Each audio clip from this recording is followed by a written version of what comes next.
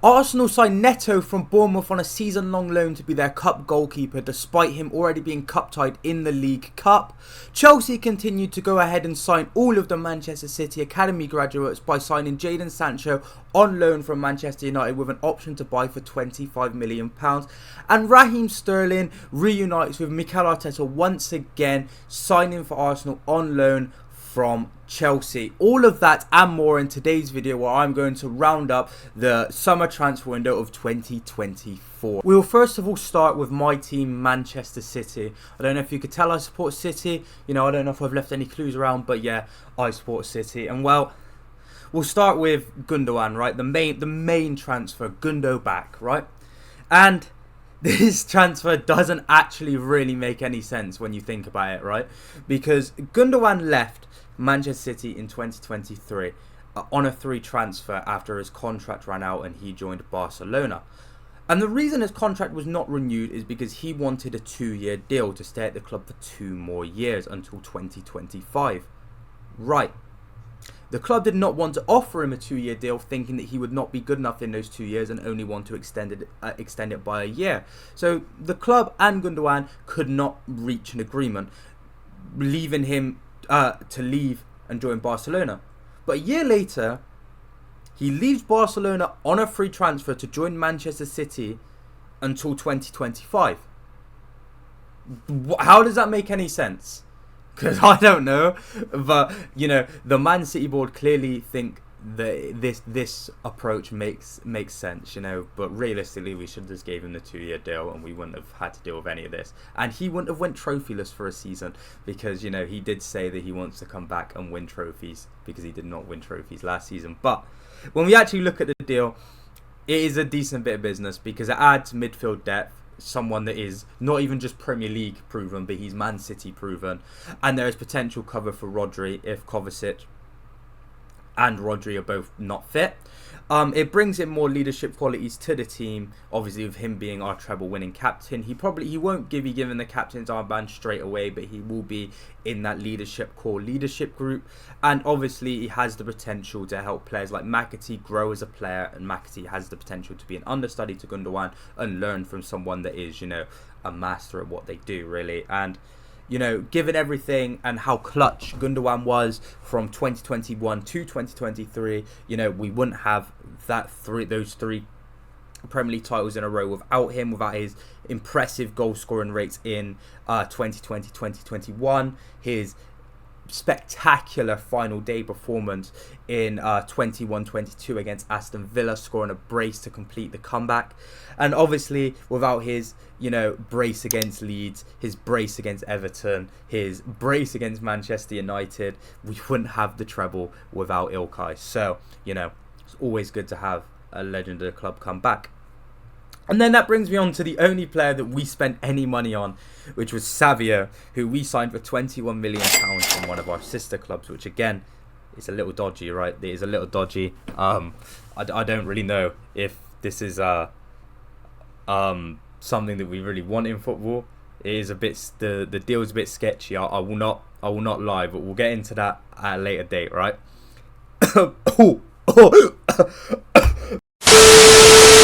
Anyway, he's looked very good in his first 2 games for City, his first 2 league games anyway, and does obviously look to be the long-term successor to Mahrez, who obviously left the club in 2023 after the treble. Well, obviously a lot of people saying he is the Mahrez regen, with Mahrez the GOAT himself even recognising that and tweeting out about it, and I can't help but agree.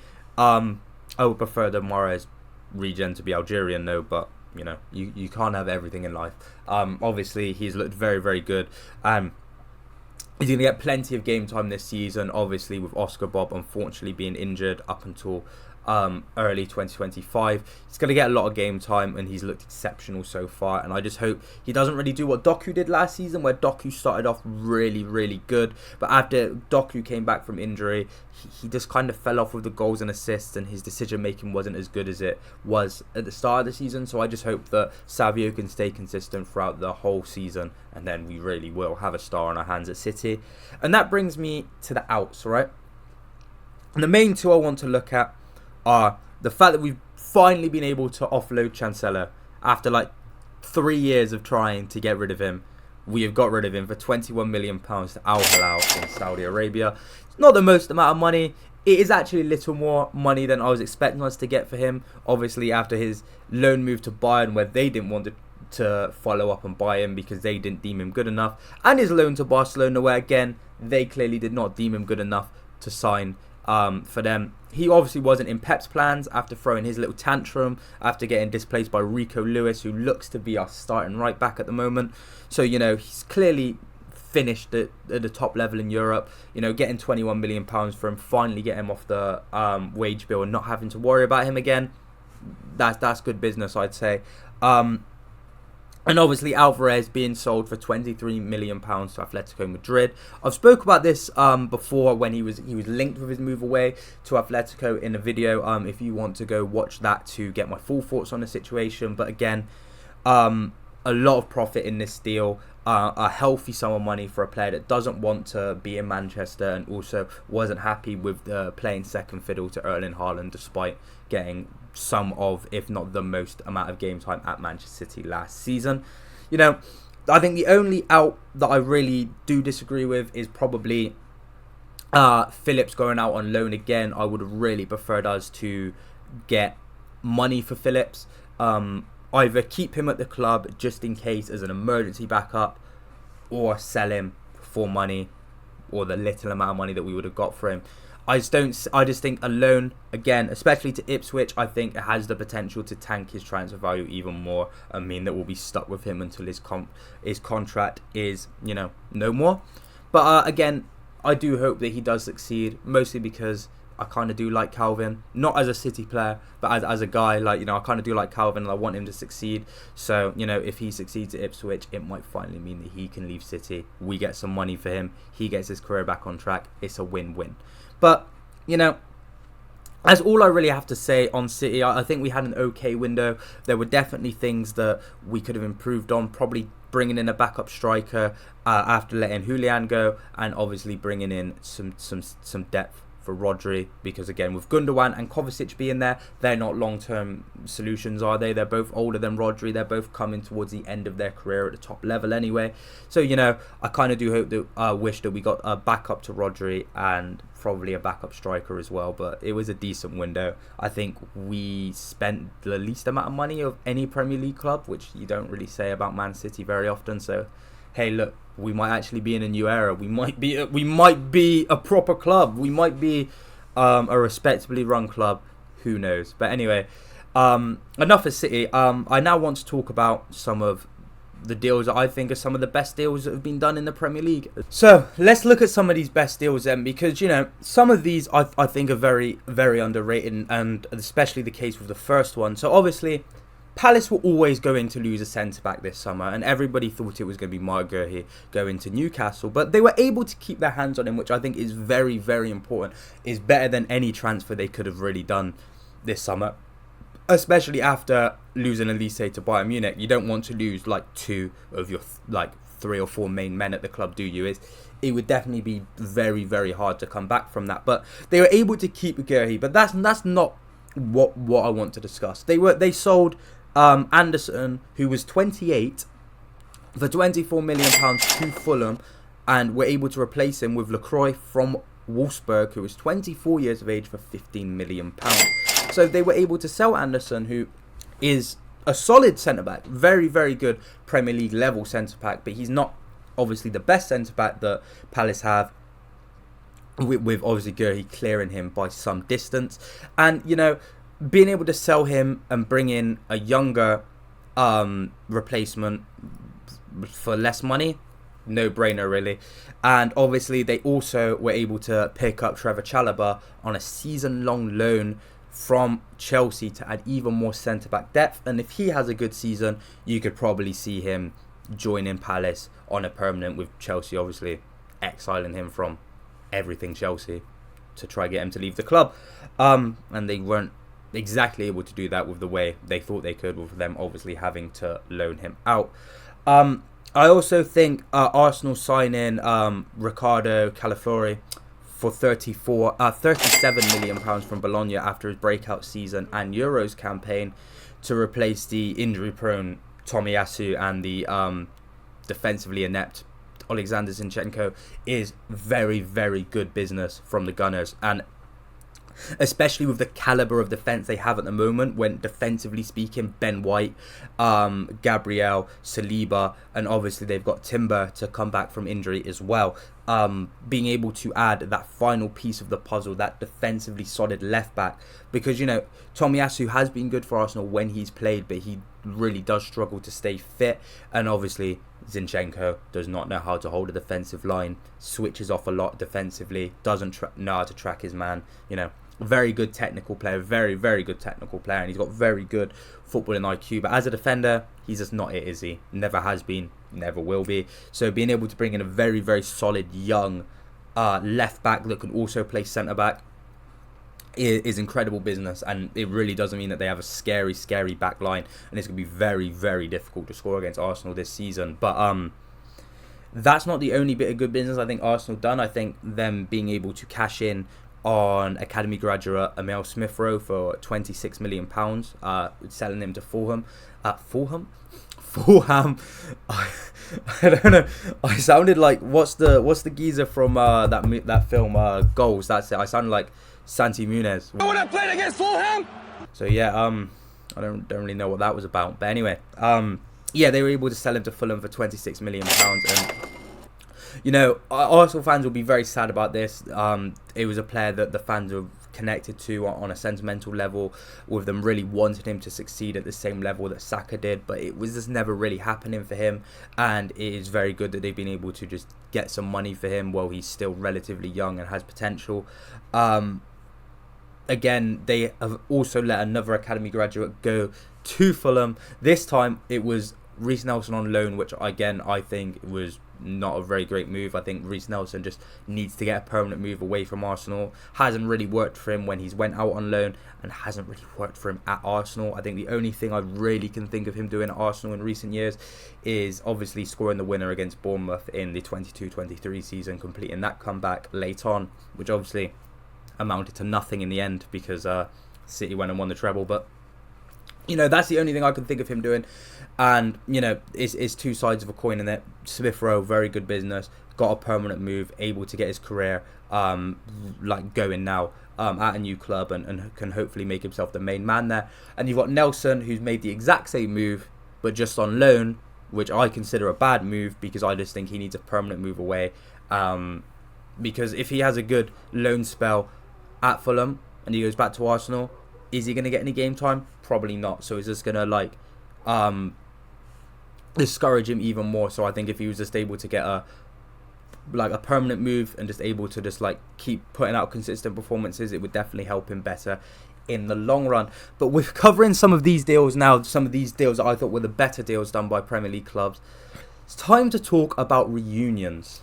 And obviously there's been a lot of talk about reunions this week, with Oasis announcing they're going to be getting back together for a tour in 2025. But that is not the best reunion that we've heard about this summer, with Ten Hag deciding it is time to get the boys back together. It's time to get his 2019 Ajax team back together, with him signing De Ligt and Mazraoui from Bayern Munich for a combined £64 million to add to players like Antony, Lissandro Martinez, Andre Onana, and plenty of other players that he has signed from Ajax that have played under him in the past to Manchester United. But it's not all sunshine and rainbows at United for every former Ajax player, with Donny van der Beek finally leaving the club to join Girona in La Liga, with United finally getting him off the wage bill.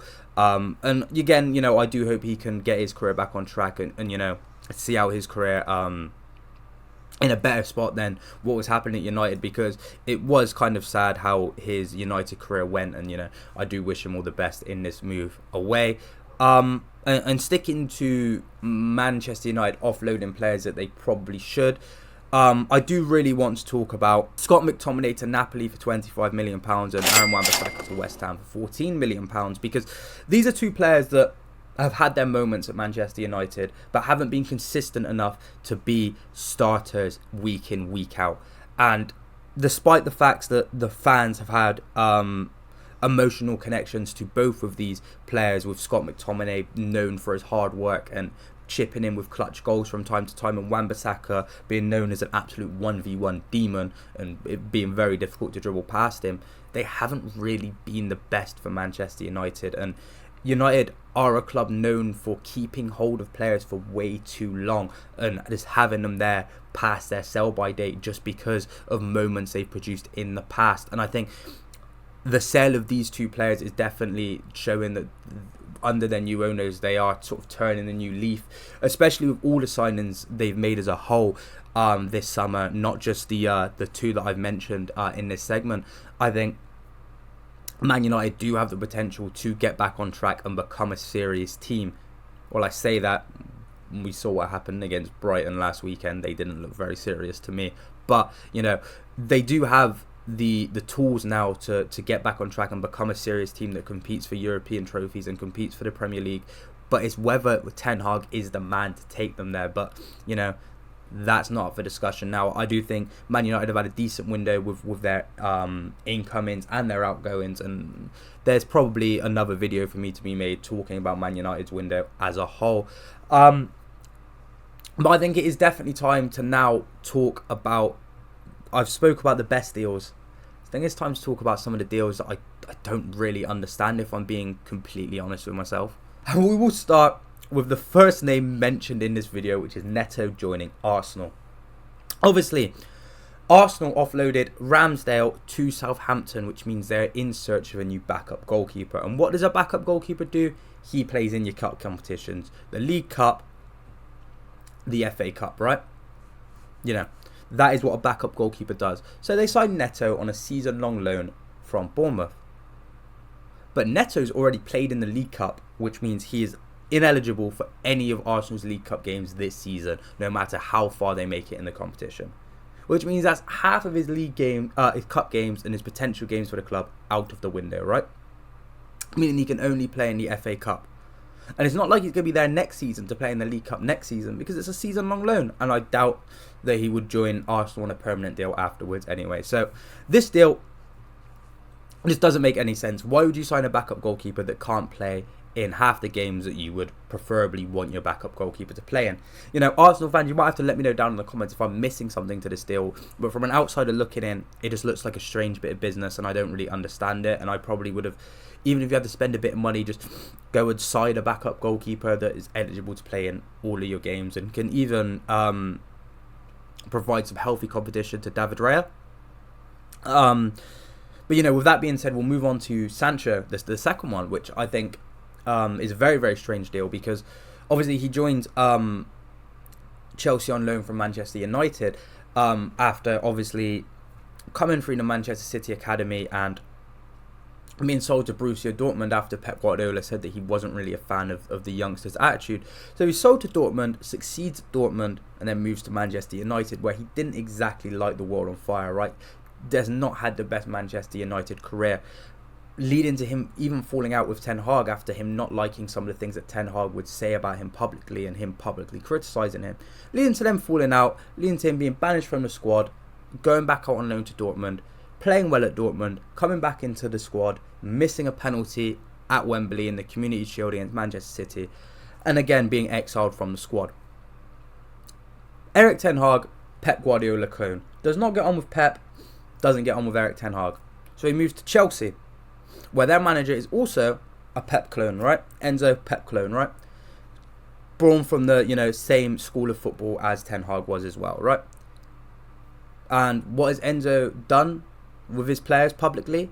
Chilwell, Sterling, told them they are not welcome at the club publicly and publicly criticised them, right? Exactly what Sancho did not like Ten Hag doing. So, there's already the possibility of history to repeat itself and him getting a public spat with the manager at this new club, right? Which is obviously not a great start. And then you look at the attacking depth that Chelsea have. You've got Jackson, Cole Palmer, Neto, Mudryk, Madueke, and Nkunku, João Felix as well, and many other names, right? And then you look at the form that Madueke's in.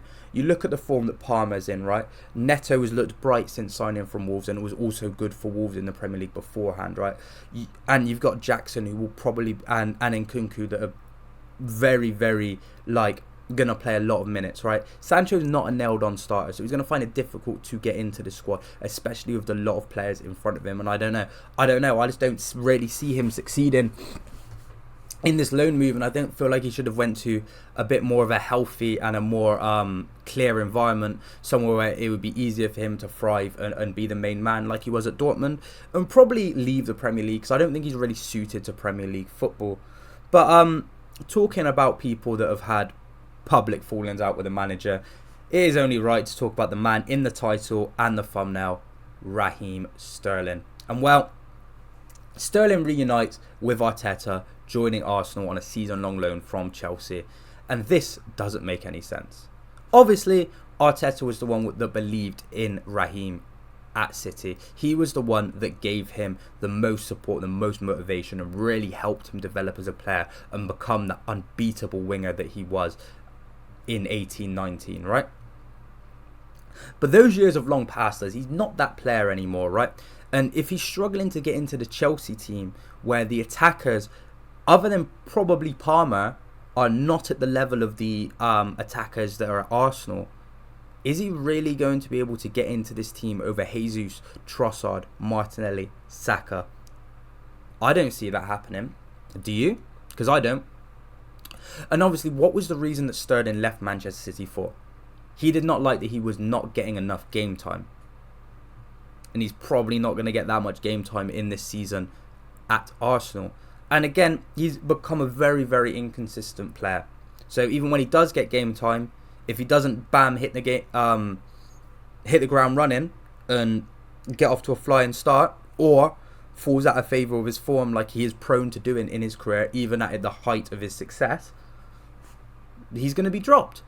For players like Martinelli, Trossard, Saka, Jesus, Havertz, all of these other attacking players that they've got. So again, I don't really see this being the move that he should have made. I think that he should have maybe dropped down a level just a little bit, go to a team where he's not going to have as much expectation on him to succeed, go to more of a mid-table Premier League team and just become the main man and be the one that everyone looks to for inspiration and looks to make things happen, and just go somewhere where it's not all about winning trophies, it's not all about being competitive, and just be able to get some confidence back in his game and you know, get some consistency back, because that is what Sterling needs. That is what Sterling's always needs. He needs consistency and he needs structure.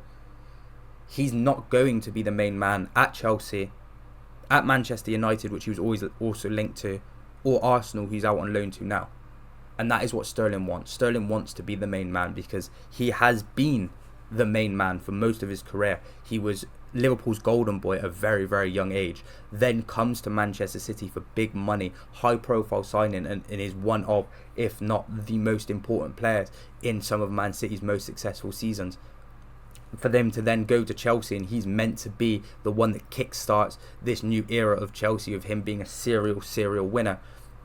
That spotlight's taken by Cole Palmer. And he comes to Arsenal, where there's already Saka and Odegaard, who are the people that the fans look to win them games. So, you know, I don't really see how this this Sterling move works out, and I don't personally think that he's going to be a success there. But again, you know, let me know down below what you think of these moves, especially if you are fans of Arsenal, Chelsea. To tell me what you think of Sancho, Neto, and Sterling, because these are moves that I really can't wrap my head around, but maybe with some added context from you guys down below, I might be able to understand it a little bit better. But with all that being said, that is the end of today's video. Obviously, there have been a lot of signings I haven't mentioned. I haven't spoken about Liverpool signing Chiesa. I haven't spoken about Spurs signing Solanke. And there have been many signings that I have not spoke about because I didn't want to drag this video out for too long. So if you would like a part 2, please do like this video and comment down below saying you want a part 2. And don't worry, Ivan Toney, there's a whole video coming about you soon enough. But with all that being said, please do like the video if you enjoyed, comment your thoughts down below, and subscribe to the channel if you haven't already. Your support on this channel has really been amazing this year, and I want to continue growing and continue expanding the outreach that this channel gets. And also, if this is the first video on one you're watching, please do check out the rest of the videos on the channel. But with all that being said, I've been Nathan. I'll see you in the next one. Peace. Shut down cases. They belly dots to the can't see faces. Chasing the bad guy chase it. You don't wanna be the one like Ace and like GT trying to turn them out wasted. Aye, tell a bad bitch come break it. Body come mad, come shake it. Then get back to the basics. Bro, don't shut down cases. They belly dots to the